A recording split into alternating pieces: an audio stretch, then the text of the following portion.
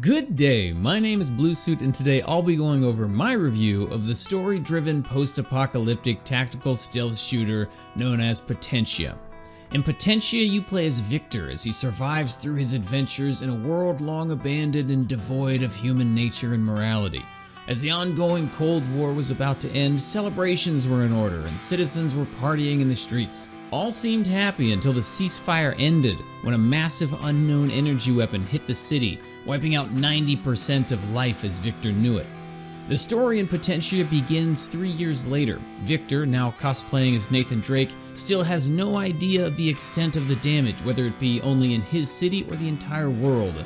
What he does know is that it didn't affect plants or animals, and mysteriously left behind no bodies. The surviving humans have devolved into little more than murderous bands of roaming savages, and Victor's only remaining link to humanity is his wife Anna and his mysterious new best friend. Potentia has one good thing going for us. Let's talk about that first: the graphics. Especially for an indie studio, Potentia's world is super detailed. Little tufts of grass poking through the cracks in the sidewalk and well-timed sounds of an encroaching thunderstorm make all of its environments believable and immersive. The way that Victor runs and combats through these levels also looks and feels great. The problem is that when you look beyond the superficial, Potentia is an incredibly shallow, linear title that will only hit its mark with a very niche community of gamers. First, let's talk about the storytelling. Potentia's story is segmented into tiny, uninteresting fragments separated by hours of gameplay. And when I say tiny, I mean only a couple of lines of dialogue that don't serve to give you any idea whatsoever of what you're trying to accomplish. Then you play for an hour, and then you'll get a couple more equally ambiguous lines of dialogue. Even if you do remember what happened in the last cutscene, it's incomprehensible. Characters will just pop in and out of the story, and none of them even start to hint at the existence of a plot until you're several hours into the game. Beyond its structure, the actual delivery of the story is equally painful. A complete lack of facial animations and the robotic, emotionless voices of every single character serve well to remove any feelings of sympathy I could possibly have for their struggles. The second major issue is the gameplay, specifically when it comes to combat.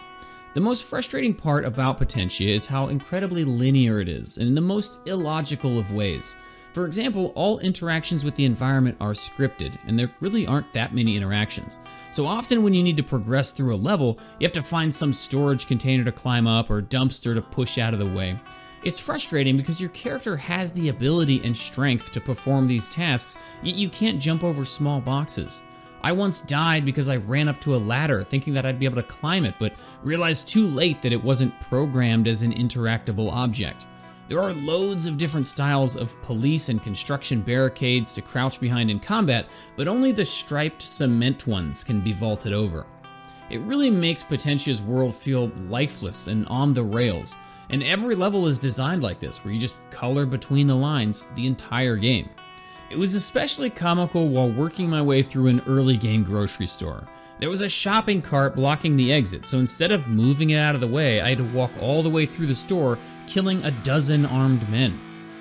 One of the big brags that Potentia makes on its Steam page is how you can choose your style and dive into combat however you want. This is really untrue for a number of reasons. For starters, if you want to use just your pistol all the time, you can't, because for some reason, enemies will only drop a few rounds of ammunition at a time. And in the beginning levels of the game, enemies will often only drop a single bullet, which is usually less than it takes to actually kill them. Also, the weapons are all crazy unbalanced, and it's obvious that once you unlock the bow and arrow, that's just the clear best weapon in the game. Enemies will often go completely undamaged by grenades, which have a roughly 4 feet explosion radius. The shotgun doesn't really seem to do damage at all, even from point-blank range to the back of an unsuspecting head, and the pistol's reticle is far too large to use it from more than a few meters away. You'll be able to pick up Potentia when it launches on Steam tomorrow, February 11th, 2021. As of the time of this review, a price hasn't yet been announced, but I'm wagering that its actual value is going to fall short of it. With its incredibly linear gameplay style, uninspired story, and the fact that the game is only about 5 hours long, I'm valuing Potentia at $6. And if you're still sure you want to pick it up, I highly recommend that you download the free demo first from the Steam page, especially if you're expecting this to be an indie version of The Last of Us. I hope you enjoyed this review of Potentia. Come see me on Twitch. We can watch our reviews in progress 5 nights a week. As always, don't forget to like, subscribe, and let me know in the comments what you thought about it. Until next time, peace!